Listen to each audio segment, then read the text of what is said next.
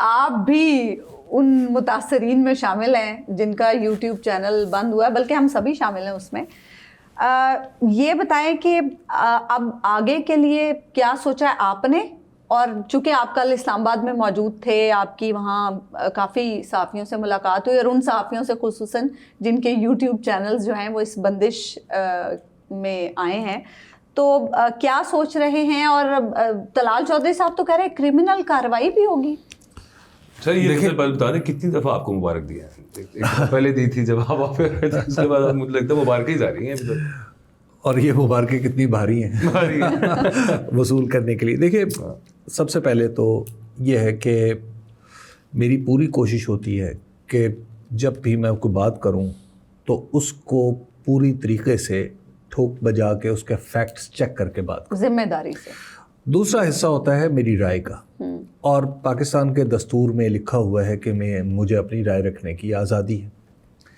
تیسری بات یہ ہے کہ میری رائے کسی کے خلاف ہو سکتی ہے، لیکن رائے کا خلاف ہونے سے مراد یہ نہیں ہوتی کہ کسی کو نقصان پہنچے، خدا نخواستہ.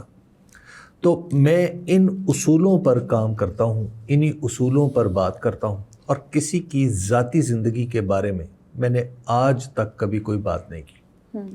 ذاتی زندگی سے مراد یہ ہے کہ بہت سارے لوگوں کی زندگی کے ایسے پہلو ہوتے ہیں جنہیں شاید وہ لوگوں کے سامنے نہیں لانا چاہتے جی. اور خاص طور پر جو بڑے لوگ ہوتے ہیں، ان بڑے لوگوں کے حوالے سے اگر کوئی سکینڈل بنا ہے تو اس فقیر نے آج تک اس پہ گفتگو نہیں کی.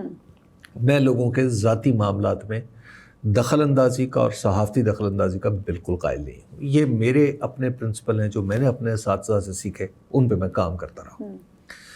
مجھے اب تک یہ نہیں پتا کہ آخر وہ کون سا ویلاگ تھا یا کسی ایک ویلاگ کا وہ کون سا فقرہ تھا جو کسی کے لیے تکلیف دہ ہے.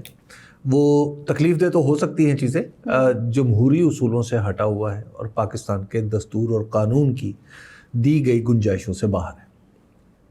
یہ ہے اپنی سفر.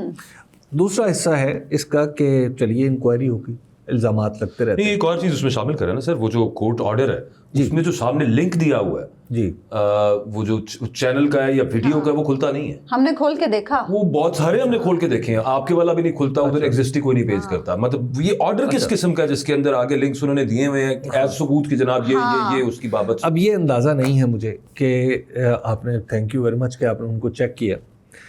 اچھا دیکھیے، یہ انکوائری اگر اس طرح ہوتی کہ مجھے بھی بلایا جاتا اور ہر اس شخص کو بلایا جاتا جس کے چینل پر اعتراض تھا یا جس کی کسی گفتگو پر اعتراض تھا، تو اس صورت میں تو میں ایک بہتر پوزیشن میں ہوتا آپ کو بتانے کی کہ مجھ سے سوالات کیا ہوئے اور جوابات کیا ہوئے.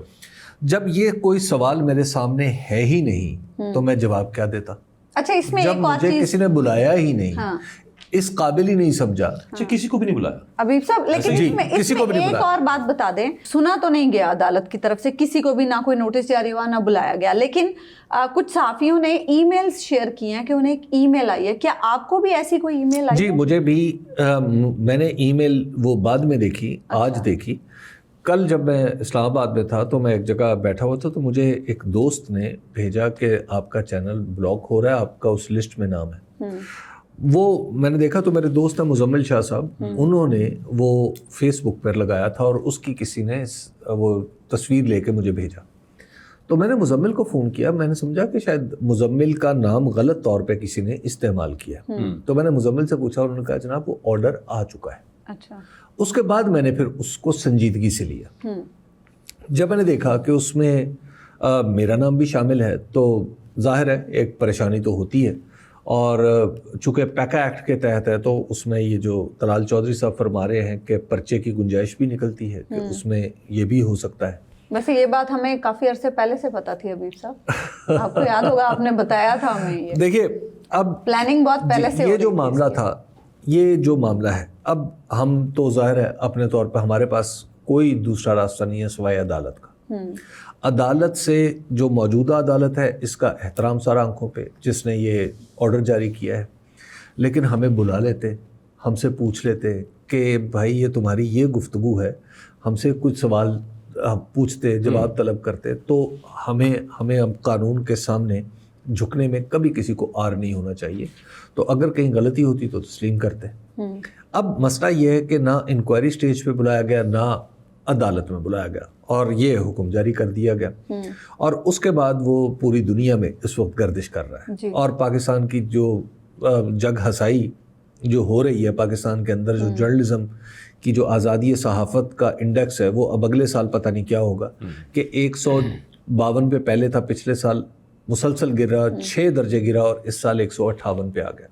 تو دیکھیے یہ پاکستان کے اندر اب جو پرابلم بنا ہوا ہے, یہ جو خاص طور پر صحافیوں کے ساتھ, یہ ایسے لگ رہا ہے جیسے آج طلال چودھری صاحب کی بھی میں گفتگو سن رہا تھا کہ طلال چودھری صاحب کسی طاقت کے بہت بڑے پیڈسٹل پہ کھڑے ہیں اور ہی از لکنگ ڈاؤن اپون پیپل کہ تمہاری یہ جرت کیسے ہوئی. ان کا لہجہ ویسے بھی آواز ان کی بلند ہے اور لہجے میں نرمی ان کی ہو بھی تو دکھائی نہیں دیتی, لیکن جس طرح کا آج انہوں نے گفتگو فرمائی ہے اس سے ایک وزیر, ایک جو ذمہ دار آدمی ہے جس کے عملی طور پہ یہ ماتحت ہے FIA کا ادارہ, وہ اگر بغیر کسی فیصلے کے پرچے کی دھمکی دے رہا ہے یا پرچے کا کہہ رہا ہے, تو اس کا مطلب ہے کہ یہ پرچہ تو بذات خود پاکستان میں پرسیکیوشن ہے.